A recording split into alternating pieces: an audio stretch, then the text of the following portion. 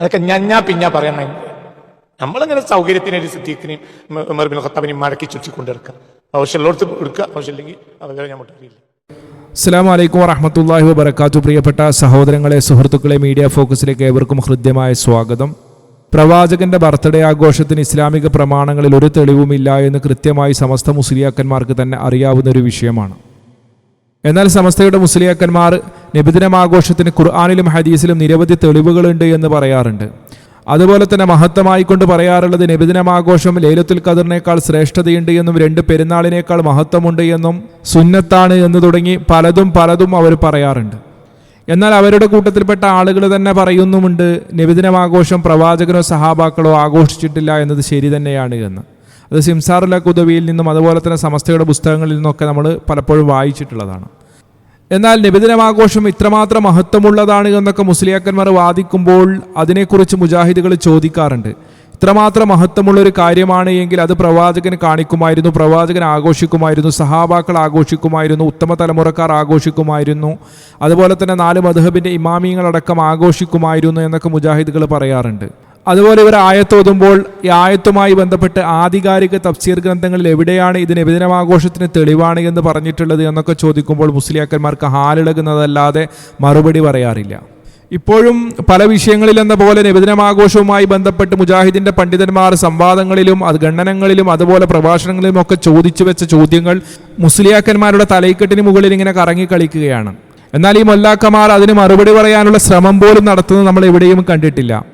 ഇന്ന് ഞാൻ റഹ്മത്തുള്ള കാസിമി മൂത്തേടത്തിൻ്റെ ഒരു വീഡിയോ കണ്ടു. ഒരു മുസ്ലിയാർ കുട്ടിയാണ് ഇത് ഷെയർ ചെയ്തിട്ടുള്ളത്. അതിന് ടൈറ്റിലായി ഇങ്ങനെ കൊടുത്തിട്ടുണ്ട്, അവരെ അണ്ണാക്കിലേക്ക് തന്നെ കൊടുത്തു. എന്താണ് ഈ സംസ്കാരം എന്നൊന്നും എനിക്ക് മനസ്സിലായിട്ടില്ല. ഏതായിരുന്നാലും സമസ്ത മുസ്ലിയാർ കുട്ടി ആയതുകൊണ്ട് അവരിൽ നിന്ന് ഇത്തരത്തിലുള്ള കാര്യങ്ങൾ തന്നെയാണ് നമ്മൾ പ്രതീക്ഷിക്കേണ്ടത്. ഇതാണ് ആ വിദ്വാൻ വീഡിയോ ഷെയർ ചെയ്ത. പള്ളി ദർശനം കീഞ്ഞു വന്ന മുസ്ലിയാർ കുട്ടിയായതുകൊണ്ട് ഇത്തരത്തിലുള്ള പ്രയോഗങ്ങൾ സ്വാഭാവികമാണ് എന്ന് മനസ്സിലാക്കിക്കൊണ്ട് അതിലേക്ക് നമ്മൾ കൂടുതലായി ഒന്നും പറയുന്നില്ല. ഇവിടെ ഈ കുട്ടി മുസ്ലിയാർ വലിയ ആനക്കാര്യമായി റഹ്മത്തുള്ള കാസിമി എന്തോ മുജാഹിദുകളെ വലിച്ച് മൂക്ക് കയറ്റി എന്ന രൂപത്തിലൊക്കെ ഷെയർ ചെയ്ത വീഡിയോയിൽ കാസിമി പറയുന്നത് വിഷയം ഇങ്ങനെയാണ്. നമ്മൾ സാധാരണ ചോദിക്കാറുണ്ട് മുസ്ലിയാക്കന്മാരോട്, പ്രവാചകനെ സഹാബാക്കൾ സ്നേഹിച്ചത് അത് ചരിത്ര ഗ്രന്ഥങ്ങൾ പരിശോധിക്കുന്ന ആളുകൾക്ക് കൃത്യമായി അറിയാം അവരെങ്ങനെയാണ് പ്രവാചകനെ സ്നേഹിച്ചത് എന്ന്. ആ ഇഷ്ടത്തെ, ആ സ്നേഹത്തെ നമ്മൾ എത്ര തന്നെ വർണ്ണിച്ചാലും അതൊന്നും മതി വരില്ല. അതിനു മാത്രം അവർ സ്നേഹിച്ചിരുന്നു, അവർ ഇഷ്ടപ്പെട്ടിരുന്നു. അങ്ങനെയുള്ള സഹാബാക്കൾ പ്രവാചകന്റെ ജന്മദിനം ആഘോഷിച്ചിട്ടുണ്ടോ? ഇത്രമാത്രം പുണ്യമുള്ള ഒരു കാര്യമാണ് എങ്കിൽ എന്ത് വന്നാലും അവർ ആഘോഷിക്കുമായിരുന്നു. പക്ഷേ അവർ ആഘോഷിച്ചിട്ടില്ല. അവർക്ക് ഇതിനു മാത്രം പുണ്യമുള്ള ഒരു പ്രവൃത്തിയായി ഇത് തോന്നിയിട്ടില്ല എന്നൊക്കെയുള്ള ചോദ്യങ്ങൾ വരാറുണ്ട്. അതിനൊക്കെയുള്ള മറുപടി ആയിക്കൊണ്ടാണ് റഹ്മത്തുള്ള കാസിമി മൂത്തേടം എന്ന് പറയുന്ന ഈ മാനസിക രോഗി സംസാരിക്കുന്നത്. നമുക്ക് അദ്ദേഹത്തിന്റെ സംസാരം കേൾക്കാം. കടപ്പുറത്ത് സമ്മേളനം കഴിച്ചു. ഇസ്ലാമിന്റെ 1ാം വാർഷികം, കേരള നേതൃത്വത്തിൽ മുജാഹിദിന്റെ 12ാം വാർഷികം, 24ാം 100ാം വാർഷികം, ഇതൊക്കെ സിദ്ദീഖിലൊക്കെ കഴിച്ചു. കടപ്പുറം ഇല്ലാത്തതുകൊണ്ട് ജിദ്ദ ഭാഗത്തേക്ക് പോയിട്ട് സമ്മേളനം. ഇതാണിപ്പോ മുജാഹിദിന്റെ അണ്ണാക്കിലേക്ക് തന്നെ കൊടുത്ത മറുപടി. കാസിമിക്കോ വട്ട്, ഈ മുസ്ലിയാക്കന്മാർക്കെങ്കിലും കുറച്ച് ചിന്തിച്ചൂടെ?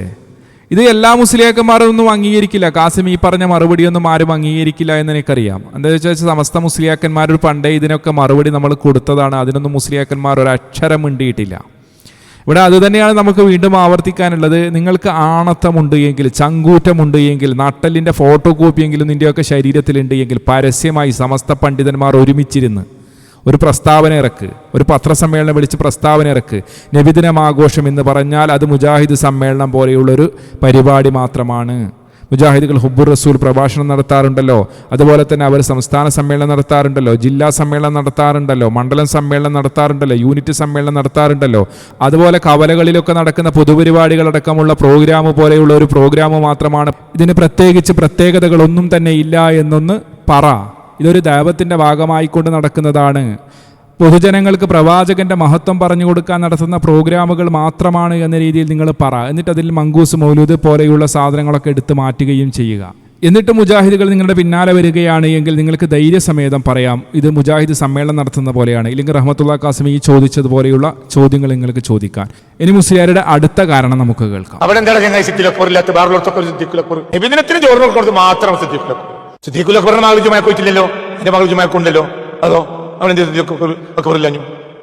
ഉമ്മഹാത്തുൽ മുഅ്മിനീങ്ങളിൽപ്പെട്ട ഏതെങ്കിലും ഒരു പെണ്ണ് ജുമാക്കോ ജമാഅത്തിനോ പങ്കെടുത്തതായി എന്റെ അറിവില്ലെന്ന് പറഞ്ഞത് ഇമാമുൽ ശാഫിഈയാണ് റളിയല്ലാഹു അൻഹു. നബിദിനത്തിനും ചോറ് കൊടുക്കുന്നിടയ്ക്കും മാത്രം സിദ്ദീഖുൽ അക്ബർ മതിയോ എന്ന ചോദ്യം ചോദിച്ചിട്ട് പിന്നാലെ അദ്ദേഹം പറഞ്ഞതാണ് സ്ത്രീകൾ പള്ളിയിൽ പോകുന്ന വിഷയമാണ്.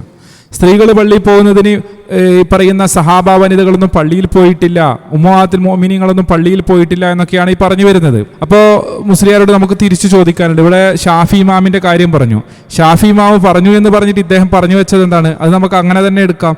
ഉമ്മഹാത്തുൽ മുഅ്മിനീങ്ങളിൽപ്പെട്ട ഏതെങ്കിലും ഒരു പെണ്ണ് ജുമാക്കോ ജമാഅത്തിനോ പങ്കെടുത്തതായി എന്റെ അറിവില്ലെന്ന് പറഞ്ഞത് ഇമാമുൽ ശാഫിഈയാണ് റളിയല്ലാഹു അൻഹു. മുസ്ലിയാർ എന്താ ഇവിടെ പറഞ്ഞത്? ഉമ്മഹാത്തുൽ മുഅ്മിനീങ്ങളിൽപ്പെട്ട ഒരു പെണ്ണ്. ആരെക്കുറിച്ചാണ് പറഞ്ഞത് നിങ്ങൾ ആലോചിച്ചോ? ഉമ്മഹാത്തുൽ മുഅ്മിനീങ്ങൾ ജുമാക്കോ ജമാഅത്തിനോ പോയത് എൻ്റെ ശ്രദ്ധയിൽപ്പെട്ടിട്ടില്ല എന്ന് ഷാഫി ഇമാമ് പറഞ്ഞിട്ടുണ്ട്. അതിനർത്ഥം അവരാരും പോയില്ല എന്നാണോ? ഷാഫി ഇമാമിന്റെ ശ്രദ്ധയിൽപ്പെട്ടില്ല എന്നല്ലേ? ഇനി സഹാബ വനിതകളടക്കം നിരവധി സ്ത്രീകൾ പള്ളിയിൽ പോയതിനെ കുറിച്ചും ജമാഅത്തായി നമസ്കരിച്ചതിനെ കുറിച്ചുമൊക്കെ ഹദീസുകളില്ലേ? ഉമ്മഹാത്തുൽ മുഅ്മിനീങ്ങൾ തന്നെ പോയത് ഹദീസ് ഗ്രന്ഥങ്ങളിലില്ലേ? ഇനി പ്രവാചകന്റെ കാലഘട്ടത്തിൽ തന്നെ സഹാബ വനിതകളടക്കം പള്ളിയിൽ പോയിട്ടുണ്ട് എന്ന് പറയുന്നത് ആര് പറഞ്ഞു എന്ന് പറഞ്ഞിട്ടാണ് ഹദീസ് പറയാറുള്ളത്? ആയിഷ റളിയല്ലാഹു അൻഹു പറഞ്ഞു എന്ന് പറഞ്ഞിട്ടാണല്ലോ പല ഹദീസുകളും പറഞ്ഞിട്ടുള്ളത്.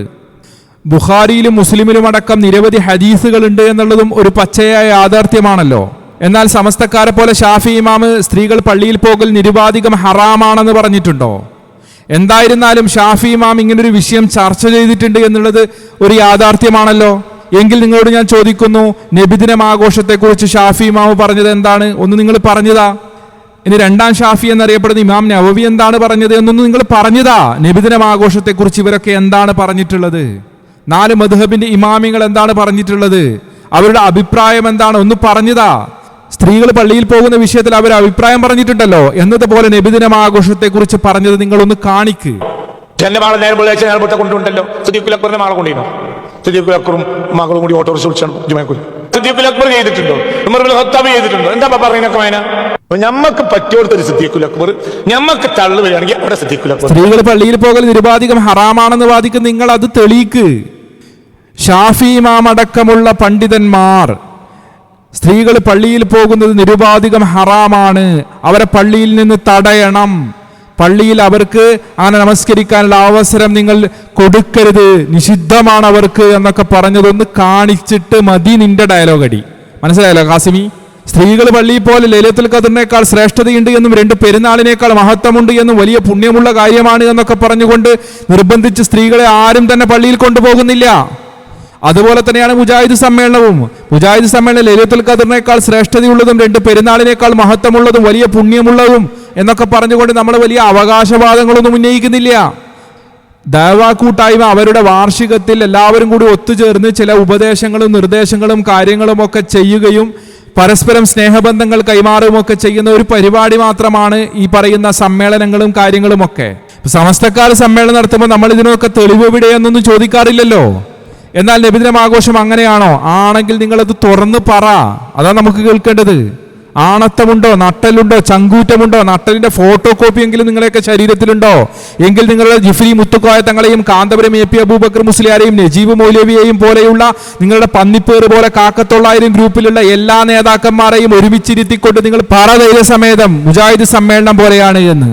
പ്രവാചകനോ പ്രവാചകന്റെ സഹാബാക്കൾക്കോ ഉത്തമ തലമുറക്കാർക്കോ 4 മദ്ഹബിന്റെ ഇമാമിങ്ങൾക്കോ പരിചയമില്ലാത്ത നബിദിനമാഘോഷത്തിന് ലൈലത്തുൽ ഖദറിനേക്കാൾ ശ്രേഷ്ഠതയുണ്ട് എന്നും 2 പെരുന്നാളിനേക്കാൾ മഹത്വമുണ്ട് എന്നും വലിയ പുണ്യം കിട്ടുന്ന കാര്യമാണ് എന്നൊക്കെ പറഞ്ഞുകൊണ്ട് പാവപ്പെട്ടവരെ കൊണ്ട് ആഘോഷിപ്പിച്ച് അവരുടെ പോക്കറ്റും വിശ്വാസവും ചൂഷണം ചെയ്തുകൊണ്ട് പുരോഹിതന്മാർ ഇങ്ങനെ ഞൊണ്ടി ന്യായം പറഞ്ഞാൽ അതെങ്ങനെ ദീനാകും?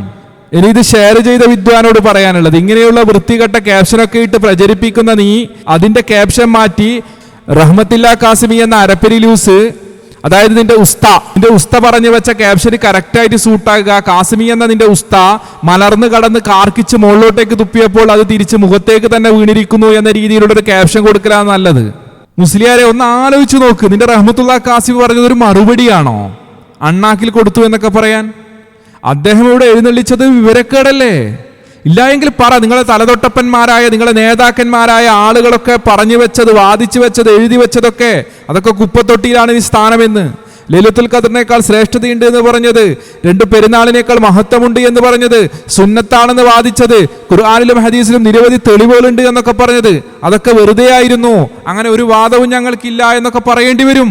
അങ്ങനെ വാദിച്ച ആളുകളെയൊക്കെ ചവറ്റുകൊട്ടയിലേക്ക് എറിഞ്ഞതിന് ശേഷമാണ് നീ ഇങ്ങനെ ഒരു ചോദ്യവുമായി രംഗത്ത് വരേണ്ടത്.